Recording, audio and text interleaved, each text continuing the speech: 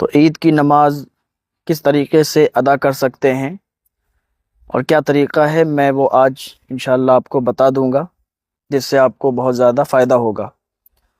سب سے پہلے ہم پاکی حاصل کریں گے، غسل کریں گے، اور پاکی حاصل کرنے کے بعد وضو بنانے کے بعد جو امام صاحب ٹائم بتائیں گے اس ٹائم پر ہم لوگ مسجد میں جائیں گے، اور مسجد میں جانے کے بعد عید الاضحیٰ کی نماز میں 6 تکبیریں ہوا کرتی ہیں، اور سب سے پہلے تو آپ نیت کریں گے۔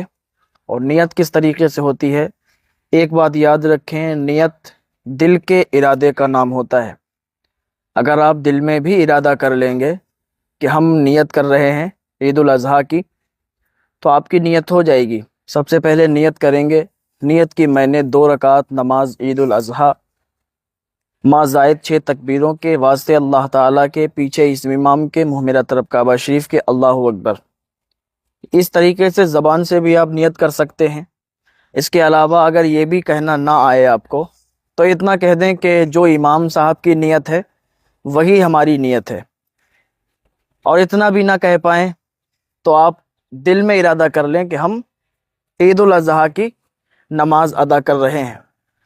اس کے بعد امام صاحب ثنا پڑھیں گے اور آپ بھی ثنا پڑھیں گے، صرف آپ ثنا پڑھیں گے، اس کے علاوہ کچھ نہیں، آپ کھڑے رہیں گے، باقی امام صاحب کریں گے، لیکن طریقہ بتا رہے ہیں۔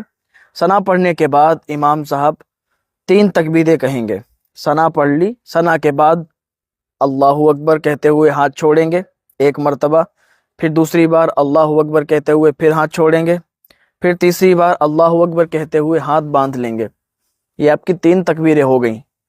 اس کے بعد امام صاحب سورہ فاتحہ پڑھیں گے اور پھر دوسری کوئی سورت ملائیں گے، جو بھی وہ اپنی مرضی کے مطابق کوئی بھی سورت پڑھیں گے۔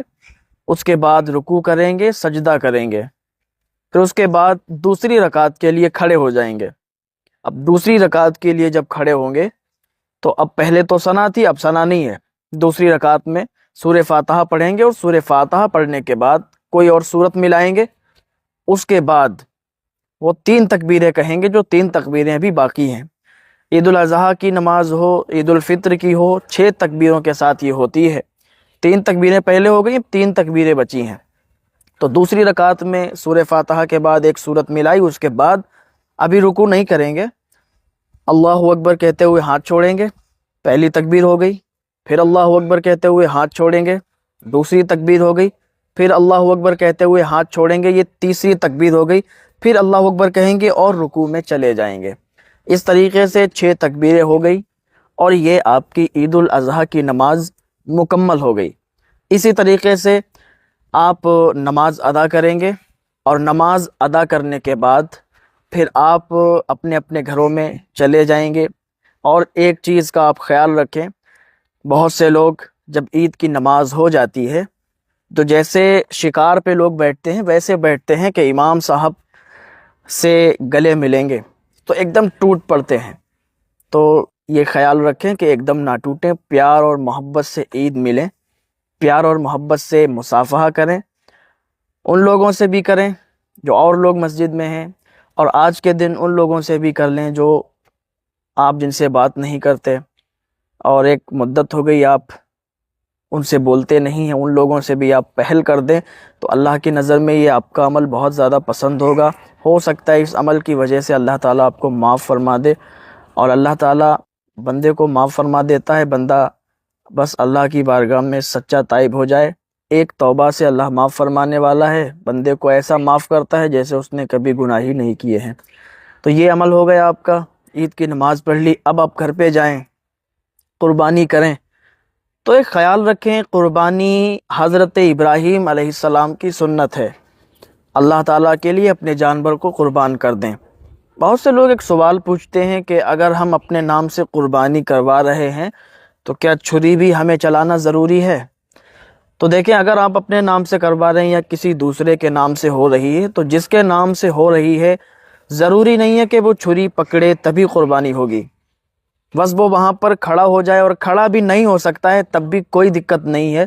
اگر اس کی قربانی دوسرے بھی دیش میں ہو رہی ہے تو وہاں پر رہنا اس کے لیے ضروری نہیں ہے، اس کا جانور اللہ کی راہ میں قربان ہو رہا ہے۔ لیکن اگر وہ اپنے جانور کے قریب رہے گا تو یہ زیادہ بہتر ہے، یہ زیادہ اچھا عمل ہے۔ اور اگر چھری بھی اپنے ہاتھ سے پکڑ کر اپنے ہاتھ سے اگر جانور کو ذبح کرے گا تو یہ بھی بہت بہتر بات ہے۔ تو ان چیزوں کا خیال رکھیں، اور خون کو ایسے نالی وغیرہ میں نہ بہائیں تو بہتر ہے، اس کو برادہ آتا ہے اور بھی بہت ساری مٹی وغیرہ آتی ہے، اس میں اپنے خون کو اس کو سمیٹ کے کہیں باہر دور ڈال دیا جائے، گندگی نہ پھیلائی جائے۔ دوسری چیز، کھلے میں آپ قربانی نہ کریں، اپنے گھر میں اندر کریں۔ تو ان چیزوں کا آپ خیال رکھیں، اور قربانی صرف جانور قربان کرنے کا نام اور گوشت کھا لینے کا نام قربانی نہیں ہے۔ قربانی کریں، قربانی بولیں تو اپنی جو بھی آپ کے اندر غلط چیزیں ہیں، غلط اعمال آپ نے کیے ہیں اور کر رہے ہیں، ان تمام چیزوں سے آپ توبہ کر لیں، اس چیز کا نام بھی قربانی ہے۔ اگر کوئی انسان سود کھا رہا ہے تو سود کے کام سے وہ توبہ کر لے، اس چیز کا نام بھی قربانی ہے۔ اگر کوئی انسان چوری کر رہا ہے، جوا کھیل رہا ہے، زنا کر رہا ہے، شراب بیچ رہا ہے، شراب پی رہا ہے، اس طرح کے اعمال کر رہا ہے، ان کو چھوڑ کر اور توبہ کر لے اللہ کی بارگاہ میں، اس چیز کا نام بھی قربانی ہے۔ قربانی اللہ تعالیٰ کے لیے اپنے جانور کو قربان کریں، حضرت ابراہیم علیہ السلام کی سنت کو زندہ کریں، اور جن کے پاس استطاعت ہے، مال و دولت ہے، وہ قربانی کریں۔ اللہ تعالیٰ کو ان دنوں میں یہ عمل بہت زیادہ پسند ہے، تو اس عمل کو ضرور کریں۔ اللہ پاک کی بارگاہ میں دعا ہے، اللہ تعالیٰ آپ کو نیک اور ہم کو نیک اعمال کی توفیق عطا فرمائے، گناہوں سے زیادہ بچنے کی توفیق عطا فرمائے، اور ہر بلا ہر مصیبت سے اللہ تعالیٰ محفوظ فرمائے۔